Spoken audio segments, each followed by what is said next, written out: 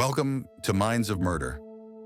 Tonight, we explore the chilling story of a man who smiled at the cameras, studied law, and offered help to strangers, only to lead them into unimaginable horror. His name, Ted Bundy.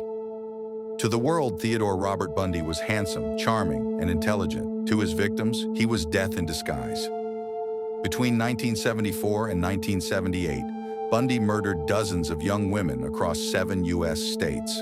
Though even today, the true number remains unknown, he blended in perfectly. A law student, volunteer at a suicide hotline, and even a political campaign worker.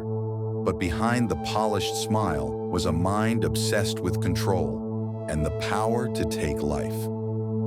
Bundy's favorite trick was deception. He often faked an injury, wearing a sling or cast, then asked women for help carrying books to his car. Inside that car waited a crowbar, handcuffs, and a nightmare. What made Bundy terrifying wasn't just his violence, it was his intelligence. He studied criminal psychology, learned how police investigated murders, and even defended himself in court. Bundy didn't just kill, he performed his crimes like a show he believed he'd never be caught for. During his 1979 trial, women filled the courtroom to see him, fascinated, almost enchanted by his charm. Even then, Bundy turned the spotlight into power. But behind the performance, he knew the end was near. On January 24, 1989, Ted Bundy was executed in Florida's electric chair.